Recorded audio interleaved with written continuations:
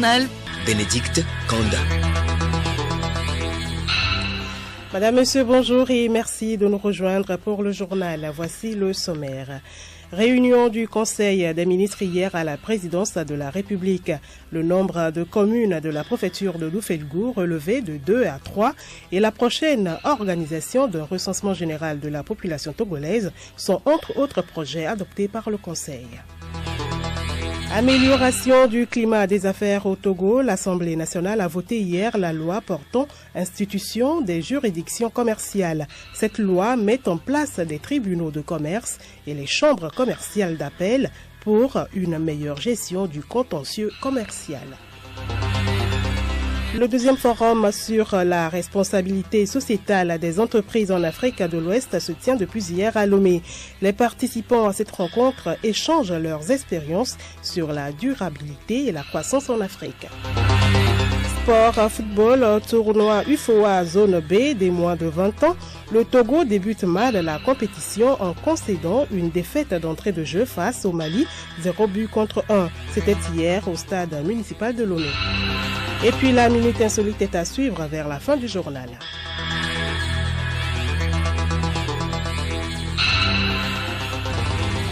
Radiolomé.tg. Bienvenue à tous. Réunion hier à Lomé du Conseil des ministres sous la houlette du chef de l'État Faure Essoz-Bouna Gnassingbé. Le Conseil a adopté un projet de loi, 2 décrets et écouté une communication. Le point des travaux avec le ministre de l'Enseignement supérieur, Octave Nikwe-Brome. Communiqué sanctionnant le Conseil des ministres du jeudi 6 décembre 2018. Le Conseil des ministres s'est réuni ce jeudi 6 décembre 2018 au Palais de la Présidence de la République sous la présidence de Son Excellence M. Faure Essoz-Bouna Gnassingbé, président de la République. Au cours des travaux, le Conseil a adopté un projet de loi, 2 décrets et écouté une communication. Le projet de loi adopté par le Conseil porte modification de la loi numéro 2017-008 du 29 juin 2017 relative à la création des communes au Togo. En effet, cette loi, en créant les 116 communes actuelles en application des dispositions constitutionnelles, avait prévu la communalisation intégrale du pays.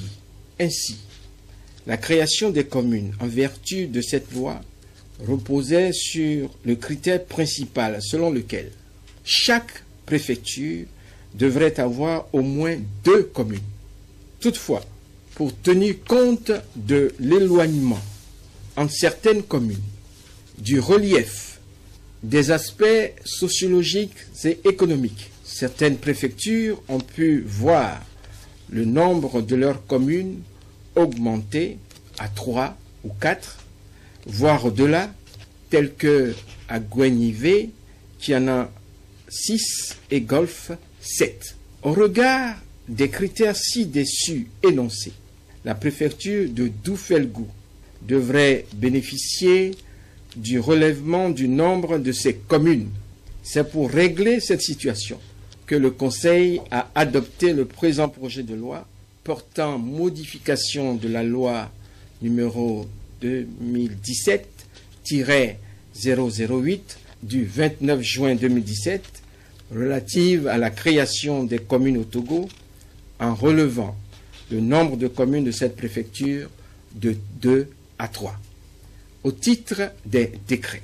Le premier décret adopté par le Conseil porte abrogation des décrets numéro 2017-0088/PR du 13 juillet 2017 portant création, attributions et organisation de la Société togolaise d'infrastructure, Togo Infracom, numéro 2017-089/PR du 13 juillet 2017 portant création, attributions et organisation de la Société togolaise de services, Togo Service Com et numéro 2017-090/PR du 13 juillet 2017 portant création, attribution et organisation de la société togolaise d'installation et de support à la maintenance,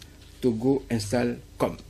Dans le cadre de la mise en œuvre du programme de transformation et de mise à niveau du groupe Togo Télécom, le gouvernement a adopté un décret portant création de la holding togolaise des communications électroniques, Togocom, et de 3 entités filiales détenues à 100% par cette holding.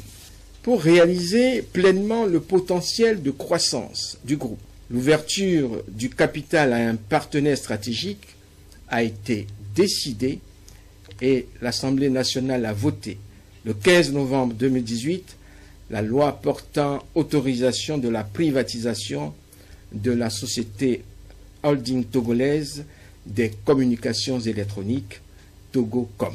C'est pour tenir compte de la nouvelle orientation de la restructuration de Togocom que sont abrogés les 3 décrets mentionnés.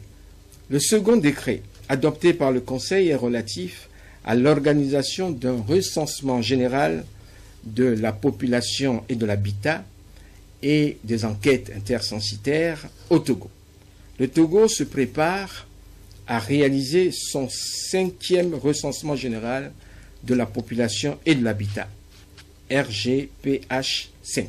L'objectif de ce recensement est de procéder à un comptage exhaustif de la population, à un inventaire des conditions d'habitation et de déterminer les caractéristiques de la population afin d'établir un fichier village et communal actualisé. Les données statistiques issues de l'opération permettront la mise en œuvre efficace des ODD, du PND, de l'agenda 2063 de l'UA et du processus de décentralisation. Enfin, le Conseil a écouté une communication présentée par Madame la ministre des Postes et de l'économie numérique. Cette communication est relative à la validation du dossier d'appel d'offres pour l'ouverture du capital social de Togocom. Le déploiement des infrastructures de communications électroniques haut débit fixe, FTTH, et mobile, 4G, requiert des investissements significatifs. Afin de fournir à Togo Télécom et Togo Cellulaire l'appui dont ils ont besoin pour la mise en œuvre de ces investissements, il a été décidé d'ouvrir le capital social de la société Togocom au profit d'un partenaire stratégique qui apportera son savoir-faire et son expertise. À cet effet, il est prévu d'organiser un appel d'offres international pour le choix d'un tel partenaire à la fin du mois de mars 2019. Le dossier d'appel d'offres préparé et validé comprend des dispositions qui préservent et protègent les intérêts de l'État togolais. Le Conseil, à l'analyse du dossier présenté par Madame la ministre des Postes et de l'économie numérique, l'autorise donc à lancer l'appel d'offres selon les clauses et spécifications y afférentes. Fait à Lomé le 6 décembre 2018, le Conseil des ministres. Toujours à la une de l'actualité, le chef de l'État Fort et Sodmna Nyosingbe a offert ce matin 15 motoculteurs aux producteurs agricoles bénéficiaires du MIFA. Avant cette remise de matériel, Fort Nyosingbe a touché du doigt les réalités du terrain dans la mise en œuvre de ce mécanisme dans sa phase pilote. Le chef de l'État a visité le périmètre risicole de Kovié à Sommet et leurs environs, puis échangé avec les producteurs. Cette visite a précédé la cérémonie bilan à mi-parcours du MIFA à Kovié, 5 mois seulement après son lancement. MIFA, dans sa phase pilote, comme entre autres réalisations, on peut citer l'accompagnement de plus de 4000 agriculteurs sur les 7 sites d'intervention. Ces résultats tangibles augurent déjà la réussite du mécanisme. En effet, il s'agit pour les autorités togolaises, à travers le MIFA, de mobiliser les ressources au service du développement agricole et d'absorber le chômage par ce secteur pourvoyeur d'emplois et de richesses. Pour booster la croissance économique du pays, le MIFA ambitionne de porter les prêts bancaires au secteur agricole, qui étaient de 2% l'an dernier, à 5% à l'horizon 2027. Sur 10 institutions bancaires consultées, 4 ont été retenues, ce qui a permis la mise en place de plus de 650 millions de crédits au profit des producteurs agricoles. 7e séance plénière de la 2e session ordinaire de l'année hier à l'Assemblée nationale. Les députés ont adopté 3 projets de loi. Le premier projet de loi adopté autorise la ratification de l'accord portant création de la zone de libre-échange continentale africaine. Le second porte sur la cybersécurité et la lutte contre la cybercriminalité. La troisième institue les juridictions commerciales en République togolaise. Les députés présents à cette séance ont d'abord adopté à l'unanimité la loi portant institution des juridictions commerciales au Togo. Elle met en place les tribunaux de commerce et les chambres commerciales d'appel animées par des magistrats professionnels pour une gestion plus accélérée du contentieux commercial.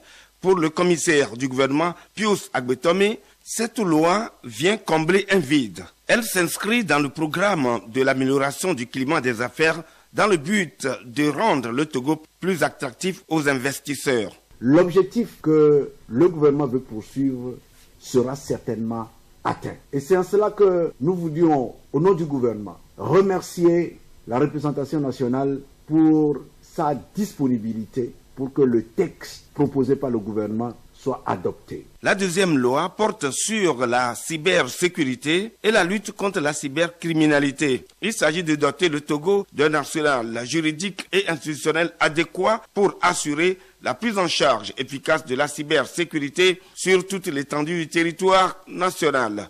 La ministre Sina Lawson, en charge de l'économie numérique, commissaire du gouvernement. La loi sur la cybersécurité et la lutte contre la cybercriminalité adoptée ce jour s'inscrit dans le cadre de la mise en place progressive d'un écosystème cohérent de notre pays où, conformément à la vision du chef de l'État, l'éthique doit jouer un rôle de levier de croissance et de développement. Enfin, la troisième loi autorise la ratification de l'accord portant sur la création de la zone de libre-échange continentale africaine, ZLECAf, et de ses protocoles sur le commerce des marchandises, le commerce des services et sur les règles et procédures relatives au règlement des différends adoptés à Kigali, au Rwanda, le 21 mars dernier. Elle vise à créer un marché unique et approfondir l'intégration économique du continent africain. Les députés présents, essentiellement du groupe parlementaire UNIR, l'ont voté pour les raisons que nous présente le vice-président du groupe, Dobou Kwadjo Sedem.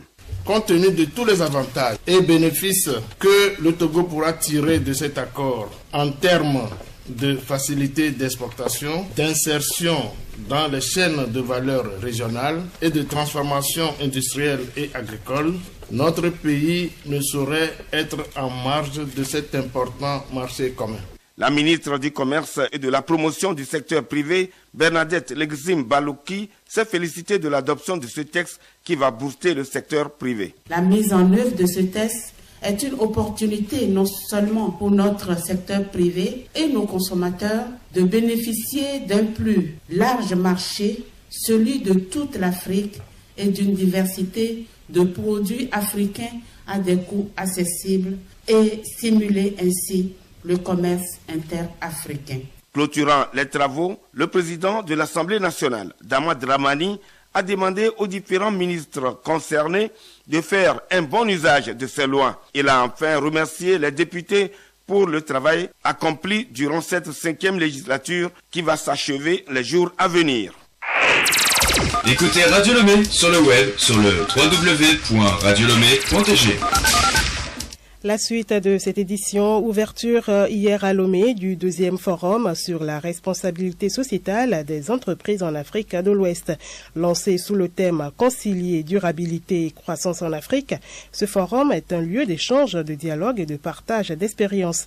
L'objectif est d'insuffler une nouvelle dynamique pour la promotion de la RSE dans les pays de la sous-région. Placide Douga, directeur général de Valora Togo.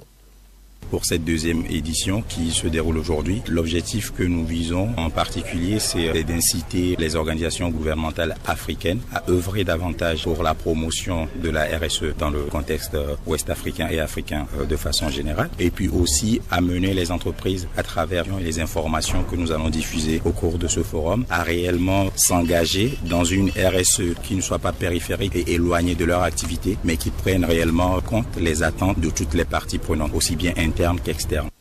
Ce forum va permettre aux acteurs concernés par la RSE de réfléchir ensemble, de débattre sur ces différentes thématiques. C'est aussi l'occasion pour les participants de mieux comprendre l'importance de la RSE afin d'amener les entreprises à s'engager pour la réalisation du développement durable. Marc Vizy, ambassadeur de France au Togo.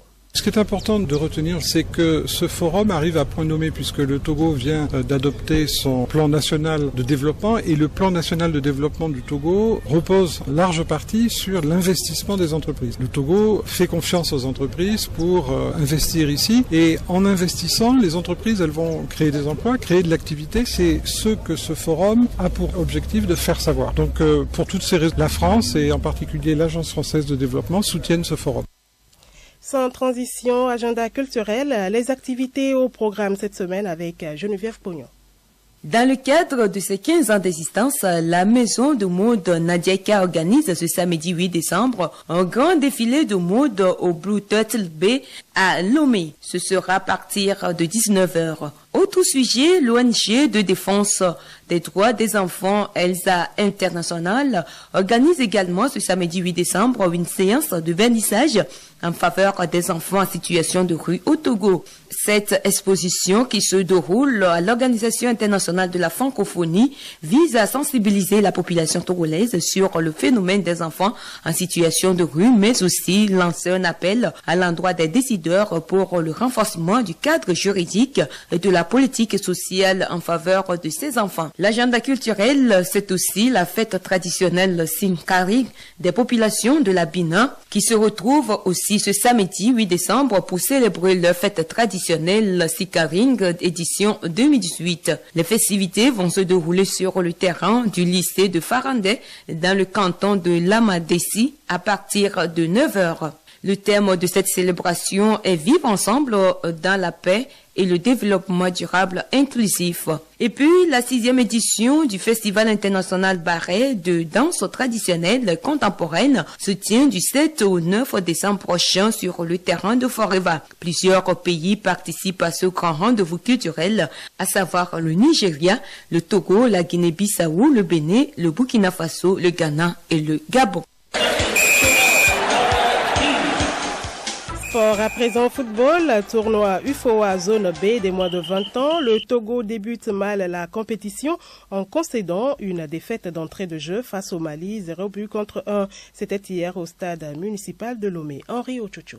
L'édition 2018 du tournoi de l'UFOA BU20 destiné à la promotion des talents des jeunes a effectivement débuté hier jeudi au stade municipal de Lomé. Un second match joué dans la poule A, les Togolais perdent leur match d'ouverture face aux Aiglons maliens 0-1. Après une première mi-temps laborieuse où les Togolais ont eu du mal à rentrer dans le jeu, la seconde partie sera à la portée des Togolais qui vont aller chercher les Maliens. Ils multiplient les actions de début sans pour autant scorer. Au contraire, les poulains du coach Ayivi Ekwevi vont encaisser un but à la fin du match, plus précisément à la 83e minute. Une œuvre de Kanté Boubacar qui, au passage, enlève aussi le trophée Sergio Sport de l'homme du match. L'entraîneur des U20 du Togo, Ayivi Ekwevi, que je vous propose d'écouter.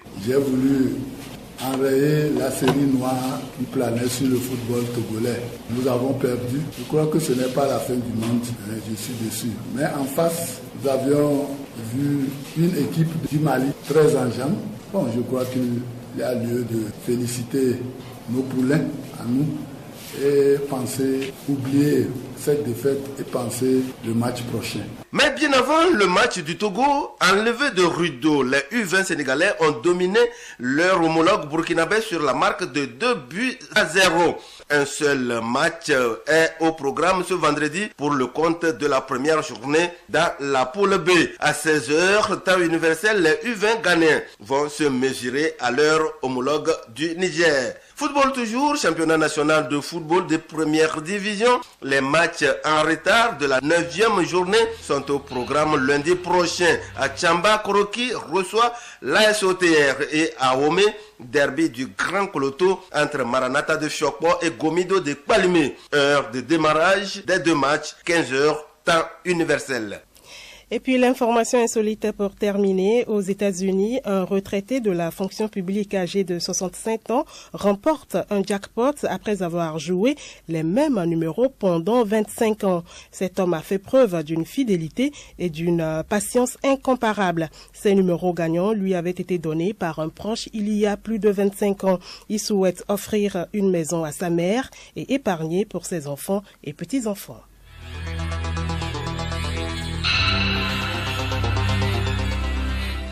Voilà, ainsi prend fin cette édition. Merci de l'aimable écoute. Excellent après-midi à l'écoute de la première.